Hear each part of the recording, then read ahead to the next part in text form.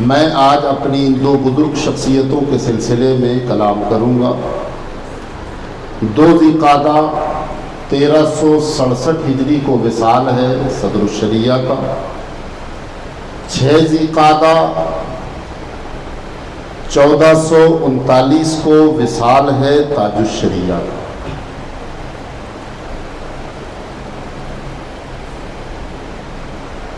حضرت صدر الشریعہ جو بہار شریعت کے مصنف ہیں، اور بہار شریعت ایک ایسی کتاب ہے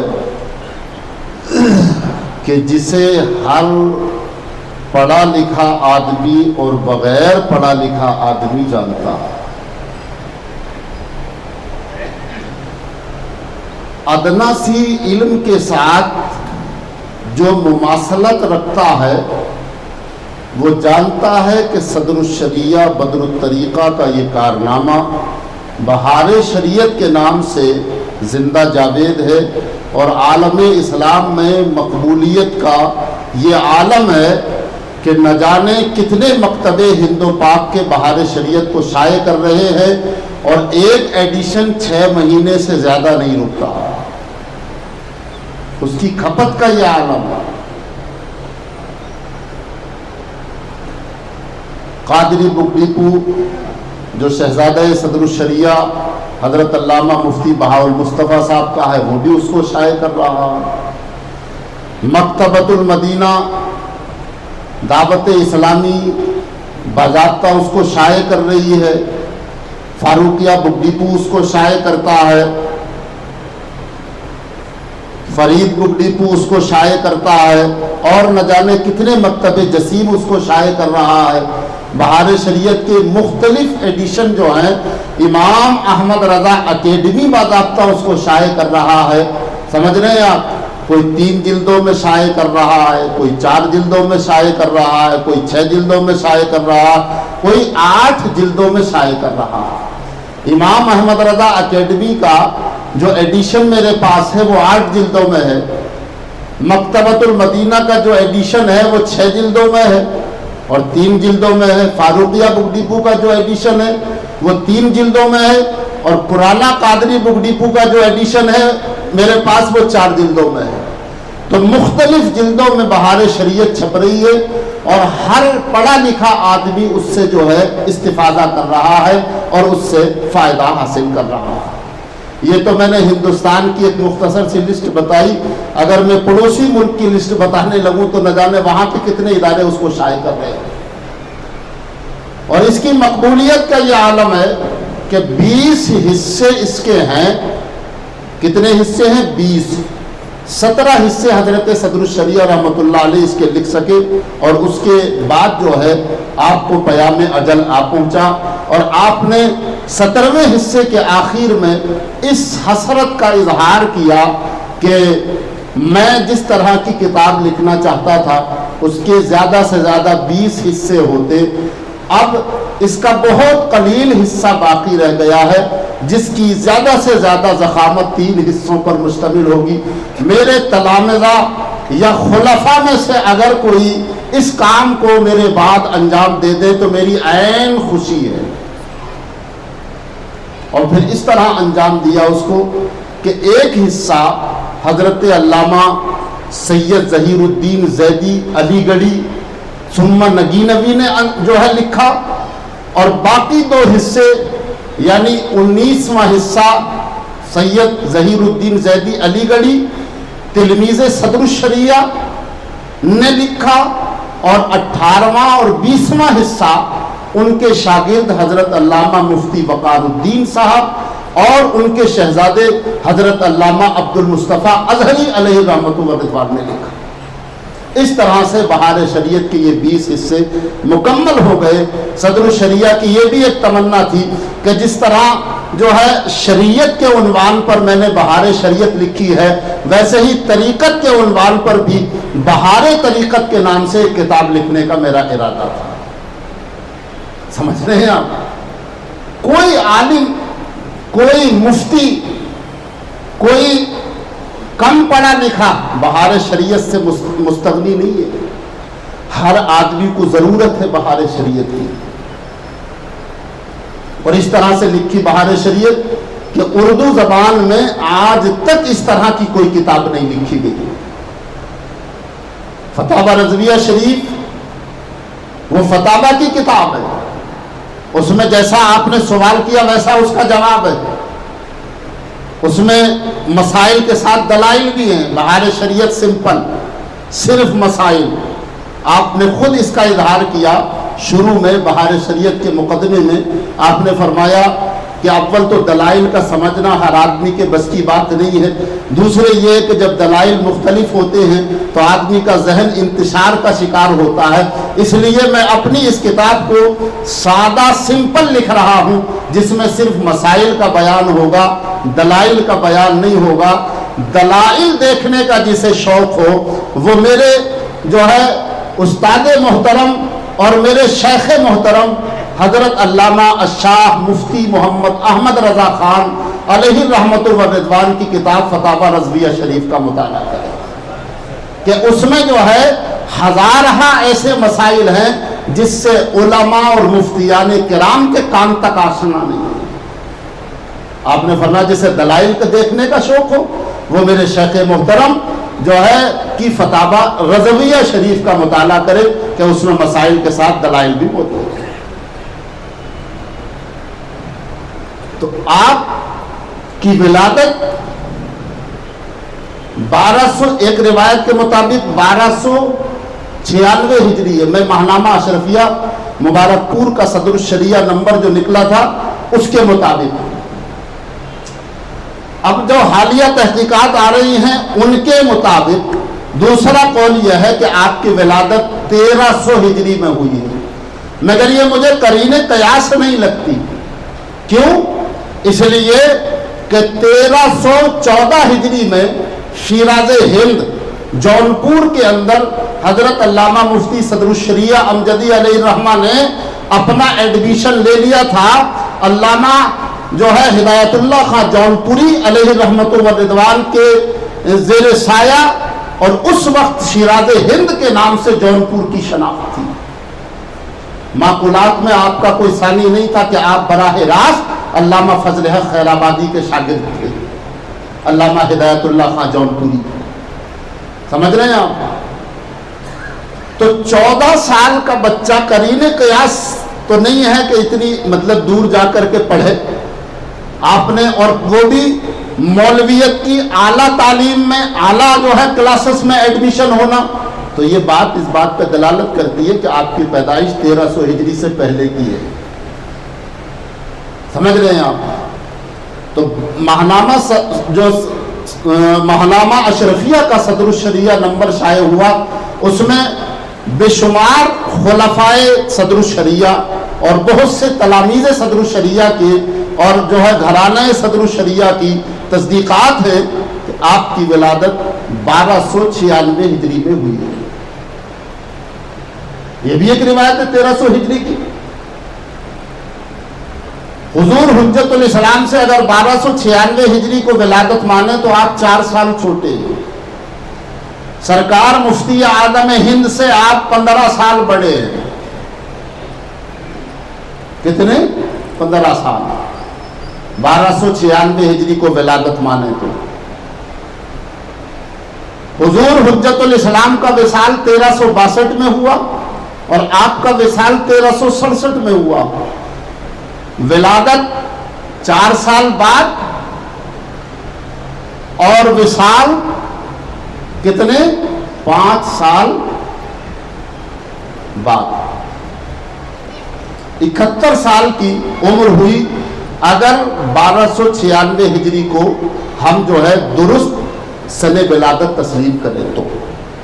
بہرحال خلاصہ کلام یہ ہے کہ اس میں آپ نے 1314 ہجری میں شیراز ہند جونپور میں ایڈمیشن لیا اور جملہ معقولات کی تعلیم آپ نے اپنے استاد علامہ ہدایت اللہ خان جونپوری سے حاصل کی، اور پھر وہاں سے اس زمانے میں علم حدیث کا جو شہرہ تھا پیلی بھیت کے اندر محدث صورتی حضرت علامہ وسیع احمد صاحب قبلہ علیہ الرحمہ کا جو مسند حدیث تھا وہ اقطار ہند اور اطراف ہند میں مشہور و معروف تھا. آپ نے باضابطہ وہاں داخلہ لیا اور آپ نے جو ہے علم حدیث، تفسیر اور جو بھی علوم و فنون منقولات کے تھے سب آپ نے ان سے حاصل کیے، اور پھر جو ہے آپ کی فراغت ہو گئی۔ فراغت کے وقت آپ کی عمر غالباً 19 یا 20 سال کی، یا دوسری روایت کے مطابق 23 یا 24 سال کی تھی۔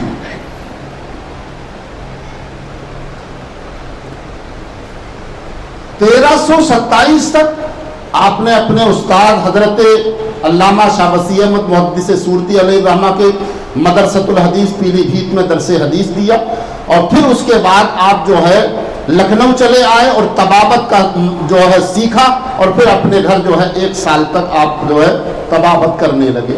محدث سورتی نے امام اہل سنت کو منظر اسلام کے لیے، چونکہ 1304 میں منظر اسلام قائم ہو چکا تھا، اعلیٰ حضرت کو ایک مدرس کی ضرورت پیش آئی۔ آپ نے حضرت علامہ شاہ وسیع احمد محدث سورتی کو لکھا کہ مجھے ایک قابل مدرس کی ضرورت ہے۔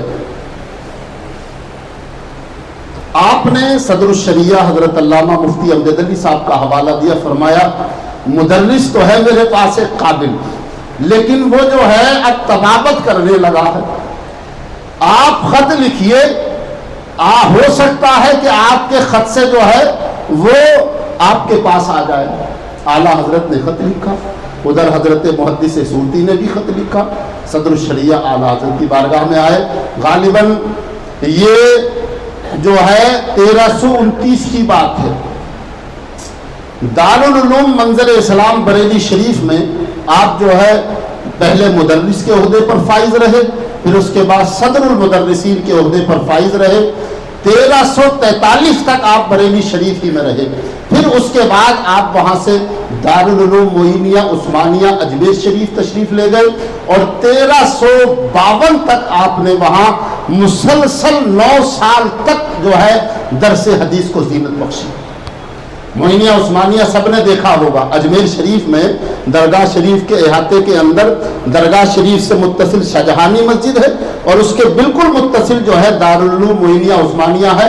ایک زمانے میں صدر الشریعہ رحمۃ اللہ علیہ کے برود مسعود سے یہ ہندوستان کے چوٹی کے مدارس میں شمار ہوتا ہے، اور جتنے قابل مدرسین علماء فارغ ہوئے، حافظ ملت، مجاہد ملت، مفتی اعظم کانپور، حضرت علامہ مفتی شمس الدین جونپوری، سمجھ رہے ہیں، حضرت علامہ محمد محسن فقی شافعی، 10 لوگوں کا محدث میرٹھی، حضرت علامہ سید غلام جیلانی محدث میرٹھی، سمجھ رہے ہیں آپ، یہ 10 لوگوں کا قافلہ جو فارغ ہوا، اور پھر جو انہوں نے مسند درس بچھائی، تو پھر ہندوستان میں سلسلہ صدر الشریعہ یعنی سلسلہ تلامذ صدر الشریعہ کا وہ جال بچھا کہ الحمدللہ آج یہاں سے لے کے یورپ تک جو درسوں تدریس کا سلسلہ ہے، اس میں بلا واسطہ یا بالواسطہ سب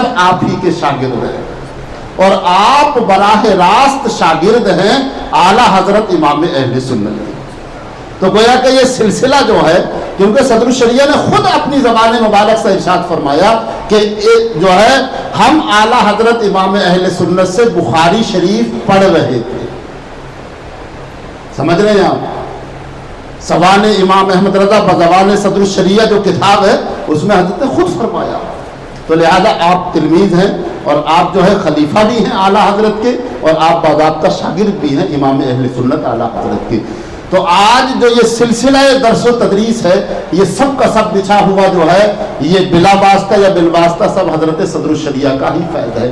جس مدرسے میں دیکھیں آپ، کیونکہ حضرت علامہ حبیب یار خان صاحب صدر یار جنگ جو تھے، انہوں نے کہا احمد رضا خان بریلوی نے کتابیں بہت لکھی مگر جو ہے سپاہی پیدا نہیں کیے۔ یہ بات آپ کو لگی، اور آپ نے جو مسند درس بچھائی، تو آپ کے شاگردوں کی تعداد جو کتابوں میں مرقوم ہے 4000 سے بھی زیادہ، براہ راست جن کو آپ نے پڑھایا، اور ان میں بعض تو ایسے ہیں کہ جن کا ثانی اور جواب ہی نہیں تھا، حضرت علامہ حاجی مبین الدین صاحب امروہوی، حضرت مفتی اعظم ہند کا فرمان جن کے لیے یہ ہے کہ اگر کسی کو زندہ ولی دیکھنا ہو تو وہ حاجی مبین صاحب کو دیکھ لے۔ بارہ سرکار مفتی اعظم نے یہ جملہ ارشاد فرمایا کہ جسے زندہ ولی دیکھنا ہو کہ ولی کیسا ہوتا ہے، وہ حاجی مبین الدین امروہوی کو دیکھ لے کہ یہ زندہ ولی ہے۔ وہ بھی شاگرد صدر الشریعہ ہیں۔ دادو علی گڑھ کے اندر، جب دادو کے اندر حضرت صدر الشریعہ کا تقرر ہوا تو یہ حاجی مبین الدین صاحب امروہوی، سید ظہیر الدین زیدی نگینوی علی گڑھی، حضرت علامہ حبیب رضا خان صاحب اور کیا بولتے ہیں اس کو حضرت مولانا خلیل احمد خان صاحب برکاتی، سمجھ رہے ہیں آپ، ماہر روی، یہ سارے لوگ دور آخر کے شاگرد ہیں آپ کے۔ دادو میں جب آپ پڑھاتے تھے اور اس وقت کے شاگرد ہیں آپ کے، اور ابھی ایک شاگرد ابھی حیات بھی ہیں، وہ ہیں، ان کا نام ہے ربانی، باندہ ضلع کے اندر، وہ بھی صدر الشریعہ کے دور آخر کے شاگرد ہیں۔ تو یہ جال بچھایا صدر الشریعہ نے، اور اس کے ساتھ ہی آپ نے طحاوی شریف کا حاشیہ لکھا، شرح معانی الاثار، ایک کتاب ہے درجہ تخصص فی الفقہ میں پڑھائی جاتی ہے، جو صرف مفتیان کرام ہی پڑھتے ہیں۔ اس کا حاشیہ لکھا آپ نے باریک قلم سے 450 صفحات میں، جلد اول کا نصف اول مکمل ہو چکا ہے، سمجھ رہے ہیں آپ، اور وہ چھپ بھی گیا ہے 2 جلدوں میں، اس حقیر کے پاس یہاں بھی موجود ہے، گھر پہ بھی موجود ہے۔ شرح معانی الاثار عربی زبان میں 2 جلدوں میں حاشیہ ہے، بہت سے لوگوں نے دیدار بھی کیا ہے، سمجھ رہے ہیں آپ، شرح معانی الاثار کے نام سے۔ مفتی فیضان المصطفیٰ صاحب مصباحی دامت برکاتہم القدسیہ، جو ان کے پوتے ہیں صدر الشریعہ حضرت علامہ فداء المصطفیٰ صاحب کے فرزند ہیں، ان کا ارادہ ہے کہ جو حصہ باقی رہ گیا ہے انشاءاللہ دادا کی آرزو کی تکمیل اگر مجھے وقت ملا تو انشاءاللہ میں کروں گا، مکمل اگر حاشیہ ہو گیا، کیونکہ طحاوی شریف جو ہے بالکل معرہ کتاب تھی، کہیں کہیں اس پر تھوڑا بہت حاشیہ محدث سورتی کا پایا جاتا ہے، وہ بھی نوٹس کے طرز پر، کہیں کہیں نوٹس لگا دیا پڑھاتے ہوئے، کسی شاگرد کو کسی لفظ میں الجھن ہوئی تو اس کا مطلب حل کر دیا، نوٹس کے جو ہے نوٹ کے طرز پر جو ہے اس پر کہیں کہیں حاشیہ محدث سورتی کا پایا جاتا تھا، مستقل حاشیہ جو ہے اس کی ضرورت تھی۔ حضرت صدر الشریعہ رحمۃ اللہ تعالی علیہ نے اس پر حاشیہ لکھا، 450 صفحات میں اس کا حاشیہ لکھا۔ اس کے بعد آپ کی بینائی کمزور ہو گئی، لکھنے پڑھنے سے معذوری ہوئی، تو آپ نے فرمایا اب اسے یہی بند کر دو، اللہ توفیق دے گا تو انشاءاللہ اس کے بعد جب بینائی ٹھیک ہو جائے گی تو اس سے آگے جو ہے اس کے بعد کام کیا جائے گا۔ تو آپ کی بینائی پھر کمزور ہی ہوتی چلی گئی، وہ حاشیہ وہی کے وہی رہ گیا۔ مخدومہ محترمہ مقدسہ کے پاس وہ حاشیہ موجود تھا، یعنی محدث کبیر حضرت علامہ ضیاء المصطفیٰ صاحب کی والدہ ماجدہ کے پاس، ان سے وہ حاشیہ لیا گیا۔ 5 سال مفتی فیضان المصطفیٰ صاحب کو امریکہ بھیجا گیا اس کے کام کے لیے، اور پھر باضابطہ انہوں نے وہاں رہ کر 5 سال میں اس حاشیے کی تبییض کی، اور پھر وہ جو ہے دائرۃ المعارف الامجدیہ سے چھپ گیا ہے 2 جلدوں میں، تقریباً صفحات کی تعداد 850 یا 900 کے قریب ہے، 800 850 یا 900 کے قریب تقریباً اتنی ہے۔ تو یہ کام ہے آپ کے، بہار شریعت آپ کا ایک کارنامہ، فتاوی امجدیہ 4 جلدوں میں 1828 صفحات کی کتاب ہے، یہ آپ کا دوسرا کارنامہ۔ شرح معانی الاثار کا حاشیہ 450 صفحات میں اس وقت لکھا تھا باریک قلم سے، ابھی تقریباً 800 سے زیادہ صفحات میں ہے، یہ تیسرا کارنامہ ہے۔ اور سب سے بڑا کارنامہ آپ کا جو ہے آپ کے تلامذہ کی وہ کھیپ ہے جس نے مدارس اہل سنت کو ایک سے ایک جوہر عطا کیا، اور اس میں کئی جوہر بنارس کے اندر بھی موجود رہے۔ حضرت علامہ مفتی شمس الدین جونپوری نے بھی بنارس کو جو ہے زینت بخشی، خود صدر الشریعہ رحمۃ اللہ تعالی علیہ بھی مدرسہ مظہر العلوم بنارس کے اندر تشریف لائے تھے، مگر چند ماہ رکے اور پھر وہاں کا ماحول راس نہیں آیا اور آپ واپس جو ہے اپنے گھر تشریف لے گئے۔ لہذا بنارس میں حضرت کا بھی ورود مسعود رہا اور ان کے شاگردوں کا بھی ورود مسعود رہا ہے۔ بنارس کی سرزمین جو ہے ان سے واقف ہے، ان کے فیض سے واقف ہے، اہل بنارس جو ہیں ان کا فیض آج بھی جو ہے اٹھا رہے ہیں، ان کے تلامذہ کی شکل میں، تلامذہ در تلامذہ کی شکل میں۔ शहजादा मुफस्सिर आदम हिंद। अब उसके बाद में जो है बात बहुत लंबी होती चली जा रही है, बस ये आखिरी बात मैं सदरुल शरिया के ताल्लुक से अर्ज कर दूं।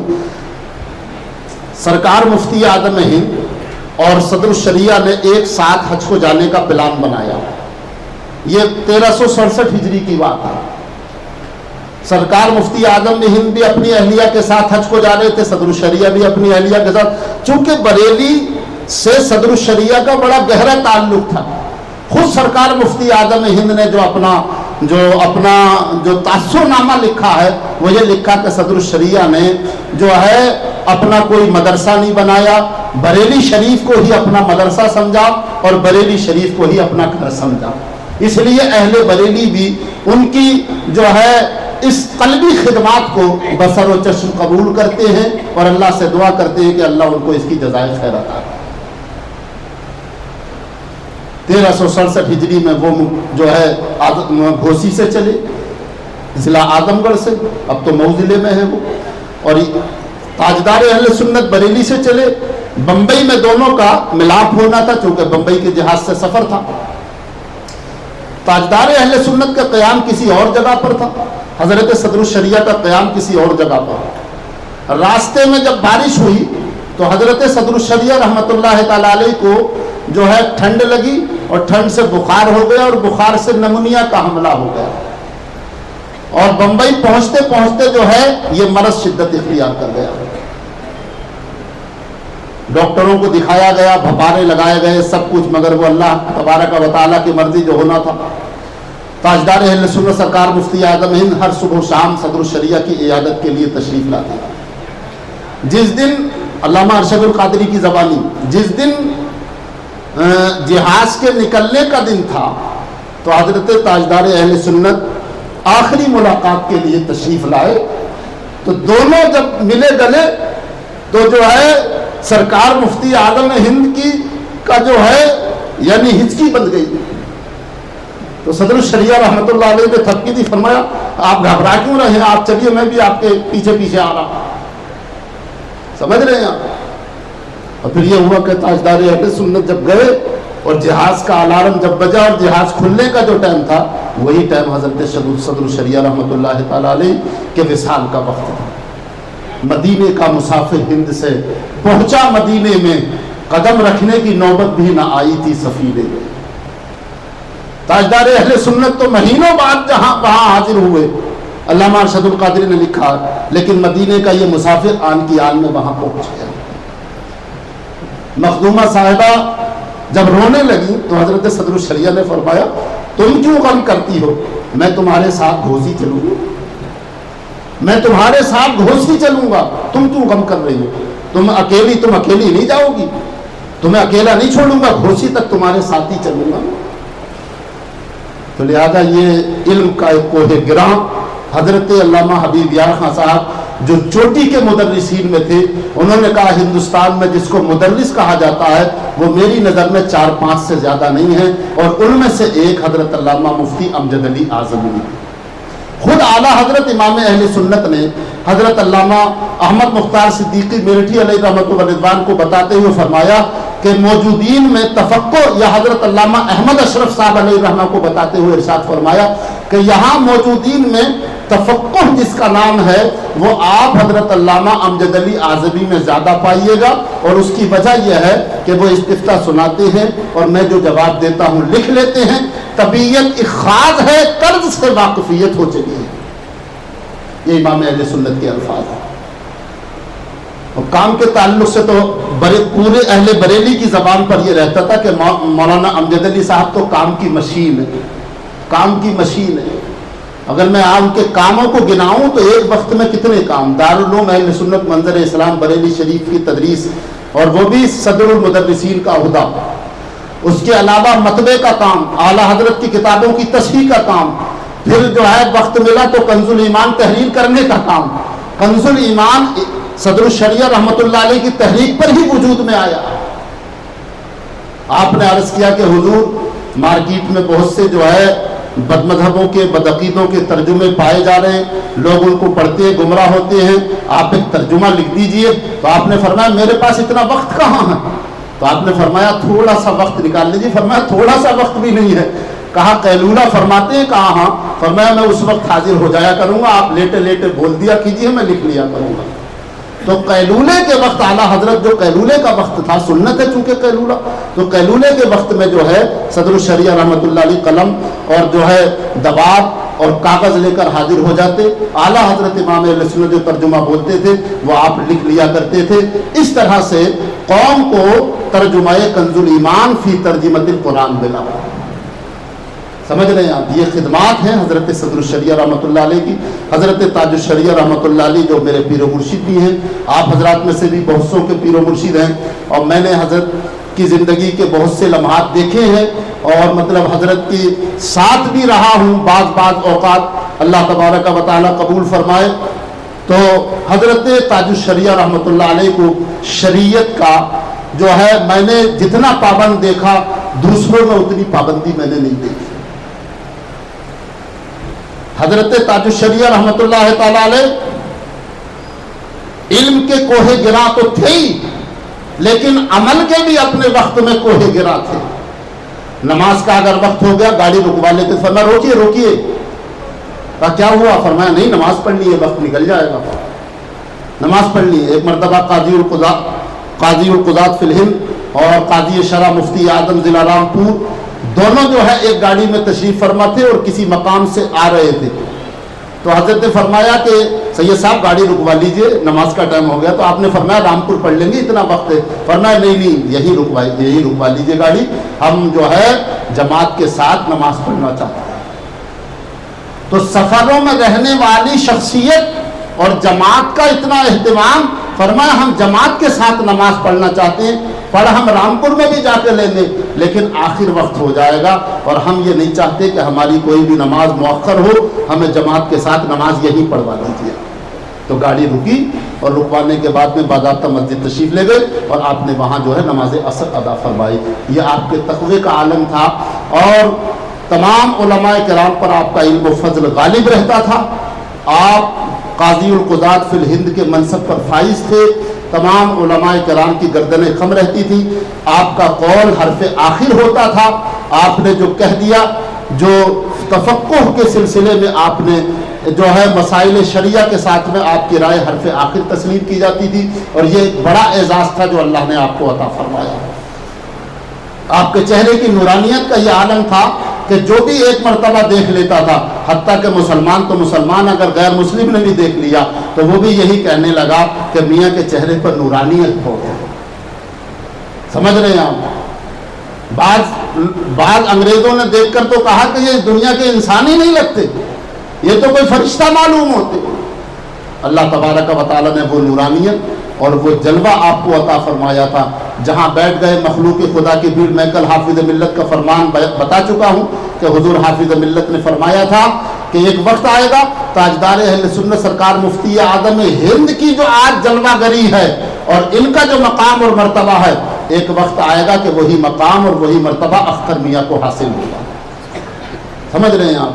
اور 1982 اور 1984 سے جو حضرت کا عروج شروع ہوا, تو پھر جو ہے انشاءاللہ الحمدللہ بڑھتا ہی چلا گیا, اور پھر تو یہ عالم ہو گیا تھا 2000 کے بعد تو کہ جہاں حضرت کے آنے کا سلسلہ کہیں بھی سراغ لگ گیا تو نہ خبر دیتے ہوئے بھی, اس ٹائم تو نہ موبائل تھے, نہ مطلب یہ ہے کوئی ٹیلی فون تھے, بس یہ ہے کہ میں بمبئی میں تھا اس وقت, تقریباً 2007 کی بات ہے یہ.